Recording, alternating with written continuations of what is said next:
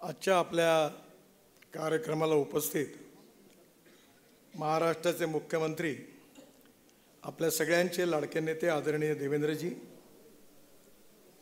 विशेष रूपाने या कार्यक्रमाला उपस्थित असलेले सुप्रीम कोर्टातील माजी न्यायमूर्ती आदरणीय शिरपूरकर साहेब, या कार्यक्रमाच्या निमित्ताने आपले ज्येष्ठ कार्यकर्ते अरुण भाऊ, आदरणीय चेनू भाऊ, योगानंदजी काळे, त्याचप्रमाणे आदरणीय मीराताई, अनिल सोले आणि उपस्थित सर्व आपले जुने आणि ज्येष्ठ कार्यकर्ते ज्यांचा आपण सत्कार केला, असे सर्व आदरणीय कार्यकर्ते आणि त्याचबरोबर उपस्थित बंधूंनो आणि भगिनींनो, आपल्या सगळ्यांकरता आजचा हा क्षण अतिशय आनंदाचा आहे. आनंदाचा याकरता आहे की आपल्या सगळ्यांच्या जीवनामध्ये विशेषतः आज आपल्या पक्षाला, आपल्या विचाराला खऱ्या अर्थाने एवढी मान्यता मिळाली आहे. केवळ राष्ट्रीयच नाही तर जागतिक मान्यता या पक्षाला मिळालेली आहे. आणि याचा आनंद आपल्या सगळ्या जुन्या कार्यकर्त्यांना तर आहेच, पण काम करणाऱ्या सर्व कार्यकर्त्यांना या गोष्टीचा अभिमान आहे.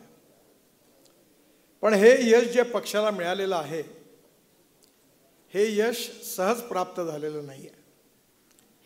हे यश मिळवत असताना स्वातंत्र्यानंतर, म्हणजे साधारणतः 1947 साली आपल्याला स्वातंत्र्य मिळालं आणि 52 साली पहिली निवडणूक झाली. आणि त्या पहिल्या निवडणुकीमध्ये ताईंनी, खरं म्हणजे ताईंचा जन्म हा बुलढाणा जिल्ह्यातल्या मेहकर गावाचा.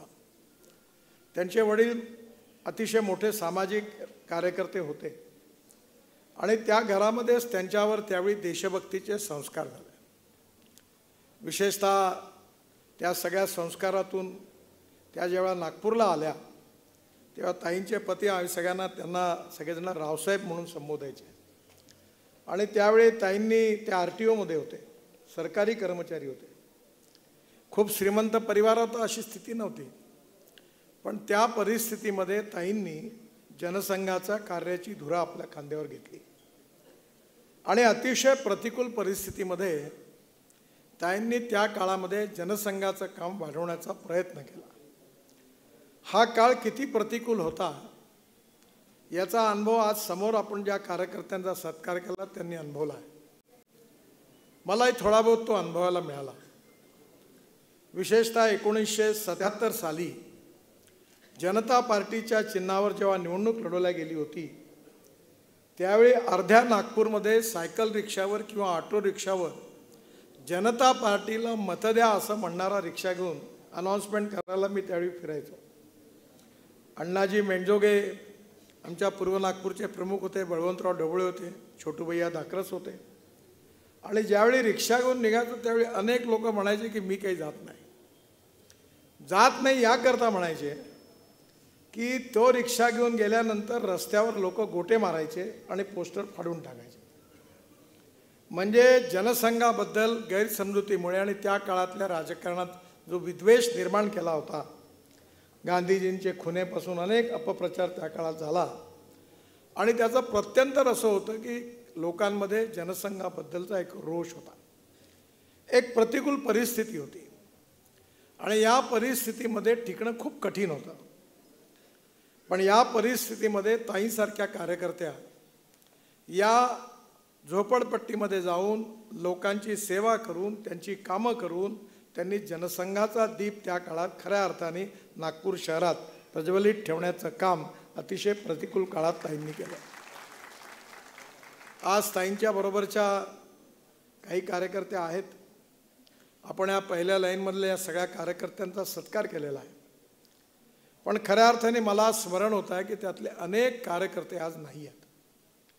काळाच्या ओघामध्ये अनेक लोकांची नावं, इतिहास जो असतो हा भूतकाळातला इतिहास वर्तमान काळात जेव्हा त्याचा आपण विचार करतो तो भविष्याची प्रेरणा देत असतो. हळूहळू कार्यकर्ते बदलत गेले, नवीन नवीन कार्यकर्ते आले, परिस्थिती बदलत गेली. म्हणजे एवढा फरक आहे जनरेशन गॅपचा की मी ज्यावेळी प्राथमिक शाळेत होतो आणि मीराताईंना आठवत असेल, ताई निवडणूक हारल्या आणि हारल्यानंतर मग ताईंच्याकडे आईबरोबर गेलो तर मला काही फार समजत नव्हतं. ताई रडत होत्या, सगळ्याच लोकांच्या डोळ्यात अश्रू होते. तर मी माझ्या आईला प्रश्न विचारला की यांच्या घरात कोणी मेला आहे का, हे रडतात का? म्हणजे मला त्यावेळी समजत नव्हतं. एवढा दुःखाचा डोंगर पसरला. ताईंचं आमच्या सगळ्यांचं एक मोठं दुर्भाग्य होतं की आज आम्ही कोणालाही आमदार म्हणून निवडून आणू शकतो, पण त्या काळामध्ये आम्ही सगळ्यांनी कार्यकर्त्यांनी खूप प्रयत्न करूनही ताईंना आम्ही काही आमदार म्हणून निवडून आणू शकलो नाही. हे शल्य आम्हाला सगळ्यांना मनामध्ये खरं म्हणजे लागलेलं. आणि म्हणून ताईंनी या सगळ्या काळामध्ये किती वेळा पडावं निवडणुकीमध्ये. एक दिवस मला आठवतं, माझ्या आईबरोबर मी जेव्हा ताईंकडे गेलो तेव्हा माझ्या आई त्यांना म्हणाली, आता ताई तुम्ही उभ्या नका करू, आता नका उभ्या राहू. कारण तिला एवढं वाईट वाटलं की ती म्हणाली, एवढं मेहनत परिश्रम करूनही लोकांना याची कदर नाही आहे. पण ही कदर समाजामध्ये नव्हती, पण त्यांनी कोणी प्रयत्न थांबवले नाही. एक सुंदर वाक्य मी नेहमी माझ्या आयुष्यात लक्षात ठेवतो. ते अमेरिकन प्रेसिडेंट रिचर्ड निक्सन यांच्या आत्मचरित्र वाचण्याची संधी मला मिळाली आणि त्या पुस्तकामध्ये त्यांचं एक सुंदर वाक्य आहे की अमेरिकेमध्ये वॉटरगेट कांडानंतर त्यांना बहिष्कृत केलं अमेरिकन समाजाने आणि त्यांना वॉशिंग्टनमध्ये एका वस्तीमध्ये ते राहायला त्यांनी घर विकत घेतलं. त्या वस्तीतल्या लोकांनी ठराव करून सांगितलं की तुम्ही आमच्या वस्तीत राहायचं नाही. आणि त्यानंतर त्या काळात त्यांनी आपलं एक आत्मचरित्र लिहिलं होतं. आत्मचरित्र फार रंजक होतं, पण त्यातलं एक वाक्य खूप सुंदर होतं. आणि खरं म्हणजे ताईंच्या जीवनामध्ये किंवा या आपल्या विचारधारेकरता ज्यांनी आपलं आयुष्य खपवलं त्या लोकांच्या जीवनाला खऱ्या अर्थाने समजून घेणारं आणि त्याची फिलॉसॉफी सांगणारं ते प्रसिद्ध वाक्य होतं. ते वाक्य असं होतं, the man is not finish Wien is defeated but he is finish when he quits. युद्धभूमीवर हारल्यानंतर कोणी समाप्त होत नाही, पण युद्धभूमीवर हारल्यानंतर जे युद्धभूमी सोडून जातात तेव्हा खऱ्या अर्थाने समाप्त होतात, हे ते वाक्य होतं. आणि म्हणून ताई लढत राहिल्या. आता आठवतं, आनंदराव ठवरे इथे आहेत, प्रभाकरराव दटके गेलेत, Yashwantrao Chavan civil supply minister होते, ते वसंतराव नाईक मुख्यमंत्री होते, मी हाफ पॅन्टमधला विद्यार्थी होतो. त्यावेळी या ठिकाणी हे जे वर्धा रोडवर अजनी चौकाच्या आधी सुभाष अपराजित राहतात त्या चौकावर ताईंनी आपल्या महिला आघाडीच्या बरोबर त्यावेळी तो मिलो मिळायचा. खूप लोकांना नाराजी होती. ताईंनी 500-700 महिलांच्या उपस्थितीमध्ये त्यावेळी प्रभाकर दटके आणि आनंदराव ठवरे, मी पण त्यावेळी होतो, युवा मोर्चाचं काम सुरू केलं होतं. आणि त्यावेळी मला आठवतं पोलिसांची त्या यशवंतराव चव्हाणांची गाडी ताईंनी अडवली. त्यावेळी वसंतराव नाईक आणि यशवंतराव चव्हाण त्या गाडीत बसले होते, पण पोलिसांनी लाठीचार्ज केला महिलांवर आणि त्यावेळी त्यांना वाचवण्याकरता आनंदराव ठवरेंचं तोंड फुटलं पूर्ण, प्रभाकर दटकेचं तोंड फुटलं. या दोघांना उचलून नंतर त्या ठिकाणी नेलं. भरपूर संघर्ष झाला. असे अनेक संघर्ष ताईंनी आपल्या जीवनामध्ये केली. मान नव्हता, सन्मान नव्हता, प्रतिष्ठा नव्हती, रिकग्निशन नव्हतं, रिस्पेक्ट नव्हता. आणि ताईंच्या बरोबर आपण ज्या कार्यकर्त्यांचा सत्कार केला त्यांनी संघर्ष केला. म्हणजे लाऊडस्पीकरवाल्याचे पैसे देण्याची मारामार होती. म्हणजे दुसरी गोष्ट आहे की आम्ही लाऊडस्पीकरवाले होते, ते आपले कमल रेडिओवाले, त्यांचे वर्ष बिलही द्यायचो आणि मग ते आवाज द्यायचे, ओ गडकरी, ओ गडकरी. आम्ही म्हणतो रिक्षावाला, ए जोरात चालव. कारण त्यांचे 200-400 रुपये वर्षभरापासून दिले. मग हळूच कुठेतरी 30-40 रुपये गोळा करून त्यांना द्यायचो. छोटू भैया धाकरसांकडे पोस्टर छापायचं. छोटू भैयाची प्रिंटिंग प्रेस, ते पोस्टर मागायचं. म्हणलं 1000 पोस्टर द्या, तुला काय लागते एवढे 1000 मागायला, पहिले 100 चिपको म्हणे. आणि मग ते त्या पोस्टरमधलं 1, 2, 3, 4, 100 मोजायचे आणि मी म्हणालो चिक्की द्या. ते म्हणे एवढी चिक्की नाही पाहिजे, त्याच्यात अर्धं पाणी टाकायचं, दुसरं 100 त्याच्यात देऊन मग ती चिक्की आम्ही लावायचो. आणि मग रात्री MSCBच्या तो लाईनमनला चहा पाजायचो, म्हणजे तो शिडी द्यायचा आणि ती वरती चढायचो, म्हणजे कोणाचा हात लागून पोस्टर फाडता येणार नाही, हा तो काळ होता. त्यामुळे ताईंच्या या प्रतिकूल काळाचा खूप मोठा इतिहास आहे. पण या इतिहासाचं महत्त्व एवढ्याकरता आहे की आपण नेहमी इतिहासामध्ये असं म्हणतो की थोर महात्मे होऊन गेले, चरित्र त्यांचे पहा जरा, आपण त्यांच्या समान व्हावे हाच असा पडे बोध करा. म्हणजे आपल्या नवीन कार्यकर्त्यांना करता हा कार्यक्रम आहे. यांनी सगळ्यांनी आपलं कर्तव्य केलं, पण कधी कधी अशी परिस्थिती होती की आमच्यासारख्या कार्यकर्त्याला वाटतं की एखादी मोठी 10-20 टनाची गाडी जेव्हा जाते तेव्हा आता कुत्रा त्या गाडीच्या खाली उभा राहतो आणि त्याला वाटतं हे ओझं घेऊन मी गाडी घेऊन पुढे चाललो आहे. तशी आपली स्थिती नाही. हे जे काही आहे हे माझ्यासारख्याला, देवेंद्रजी सारख्यांना, अनेक कार्यकर्त्यांना हा मान सन्मान प्रतिष्ठा मिळालेली आहे. याचं श्रेय खऱ्या अर्थाने इथे आपण सत्कार केला त्या कार्यकर्त्यांच्या कार्याला. त्यांनी आपलं संपूर्ण जीवन याकरता नवचार केलं आणि बेस उभा केला. भारतीय जनता पार्टीची एक पार्टी होती, आनंदराव ठवरे साक्षीदार आहेत. इमर्जन्सीमध्ये पूर्ण बँड वाजला आणि आम्ही सगळेजण सगळ्या मिटिंगा बंद झाल्या. एक भारतीय जनता पार्टी नागपूर जिल्हा म्हणून एक बोर्ड होता ढवळेंच्या बिल्डिंगवर. आणि एक दिवस मला आठवतं मी त्या आमच्या मित्रांबरोबर शुक्रवार तलावाच्या त्या खांबावर बसून रात्री हे ते पाईपवर बसायचं. एक दिवस एवढं वादळ आलं का इंदिराजींनी तर सगळ्यांना अंदर केलंच, पण वादळ एवढ्या गतीने आलं की भारतीय जनसंघाचा तो जो बोर्ड होता तोही हवेच्या ओघात उखडून बाहेर पडला, तोही पण पडून गेला. म्हणजे एवढी बिकट अवस्था होती. जवळपास काम संपलं होतं. पण पुन्हा एकदा हा विचार, राष्ट्रवादाचा विचार, राष्ट्रीय पुनर्निर्माणाचा विचार, हे राष्ट्र सुखी समृद्ध संपन्न व्हावं, या देशामध्ये दीनदयाल उपाध्यायांनी सांगितलेल्या अंत्योदयाच्या विचाराचं अनुकरण ताईंनी आपल्या जीवनात केलं की समाजातला तळागाळातला जो शोषित पीडित दलित माणूस आहे, जो सामाजिक आर्थिक शैक्षणिक दृष्टीने मागासलेला आहे, त्याचं जीवन आम्हाला बदलवायचं आहे आणि त्याला रोटी कपडा आणि मकान मिळवून द्यायचं आहे. तेव्हाच आमचं कार्य पूर्ण होईल असं दीनदयाल उपाध्यायांनी आपल्या सामाजिक आर्थिक चिंतन अंत्योदयामध्ये सांगितलं आहे. या सगळ्या विचाराकरता आपलं जीवन सर्वस्व अर्पण करणाऱ्या या कार्यकर्त्यांमध्ये प्रेरणा देणारं व्यक्तित्व म्हणजे ताई होत्या. आज असं आहे की ज्याचा जन्म होतो त्याचा मृत्यू अटळ आहे. हा यावतचंद्र दिवाकर असा नियम, याला कोणी अपवाद नाही आहे.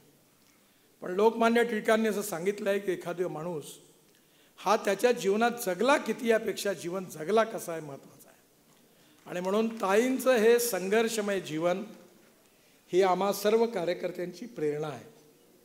आणि म्हणून त्यांचं व्यक्तित्व, त्यांचं कर्तृत्व, त्यांचं नेतृत्व, त्यांचा व्यवहार कार्यकर्त्यांशी असलेला, त्या काळामध्ये एक एक कार्यकर्ता, ताई म्हणायचे संपूर्ण कार्यकर्ते माझा परिवार आहे.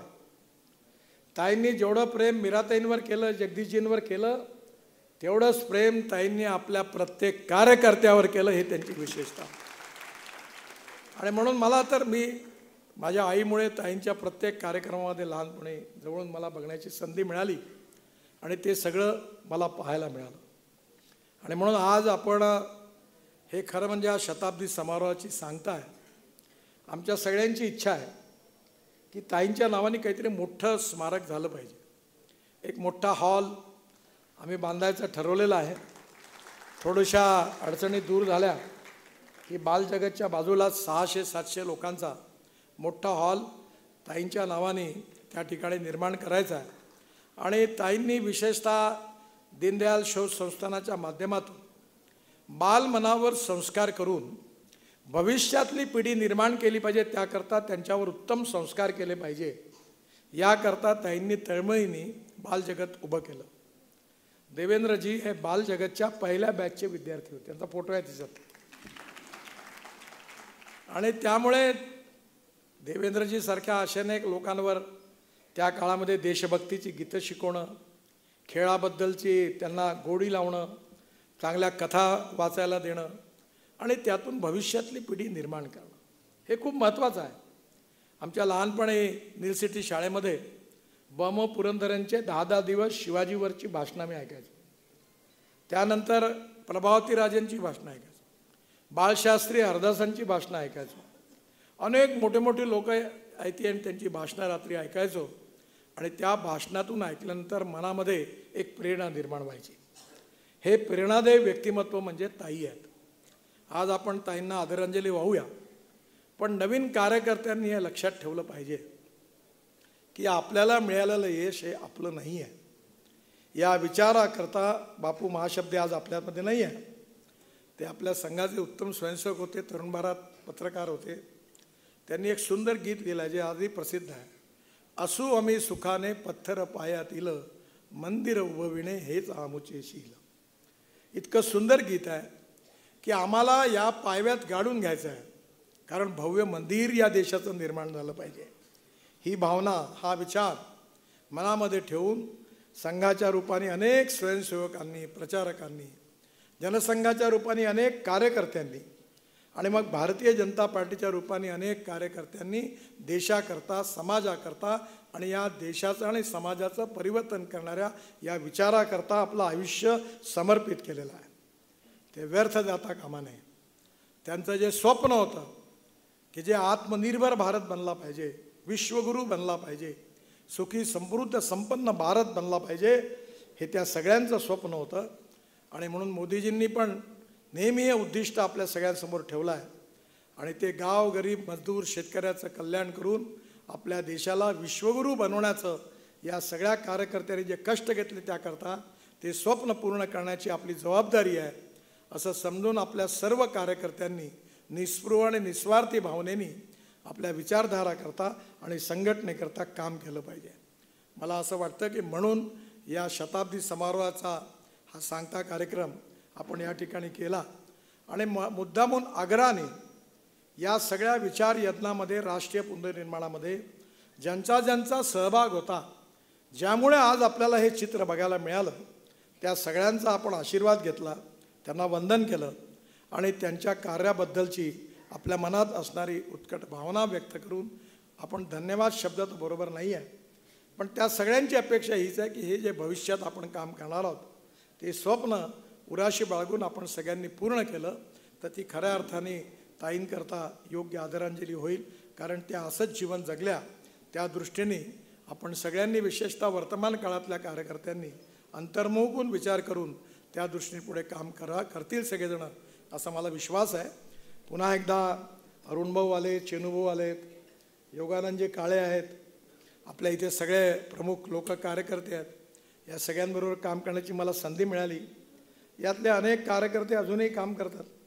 रमेश दलाल काम करतात, उमाताई अजूनही काम करतात.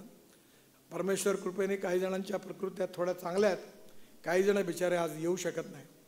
पण जेव्हा जेव्हा आपल्या पक्षाला यश मिळतं, घरामध्ये आनंदाने आनंदाश्रू त्यांच्या डोळ्यातून निश्चित येतात, कारण त्याचा आनंद त्यांना खूप असतो. त्या सगळ्यांचा आशीर्वाद आपल्या सगळ्या कार्यकर्त्यांच्या मागे राहील आणि आपण अशाच प्रकारे त्यांना अभिमान वाटेल अशा प्रकारचं कार्य करत राहू, हा बोध आपण या कार्यक्रमातून घेऊया. विशेषतः लोखंडेंनी याचं जे आज ताईंच्या जीवनावरचं मासिक आपण प्रकाशित केलेलं आहे, याच्यात खूप सुंदर लेख आहे. बर्धन साहेबांपासून तर बाळासाहेब देवरसांपर्यंत जुन्या कार्यकर्त्यांचे सगळे कार्यक्रम, ताईंच्या जीवनाचा एक आलेख अतिशय सुंदर रीतीने लोखंडेंनी तयार केला. त्यानंतर आपण अतिशय सुंदर हे पुस्तक तयार केलं आणि त्याचबरोबर आपल्या ताई लोकमाता सुमतीताई मीराताईंनी पण या पुस्तकाबद्दल सांगितलं. हे दोन्ही अतिशय उत्तम लिहिल्या गेलेले हा जुना गौरवशाली आणि प्रेरणादायी इतिहास आहे. या दोन्ही पुस्तकांचं आज प्रकाशन होत आहे. मी लोखंडेंना विशेष रूपाने धन्यवाद देतो आणि पुन्हा एकदा ताईंच्या स्मृतींना अभिवादन करून माझं बोलणं संपवतो. धन्यवाद.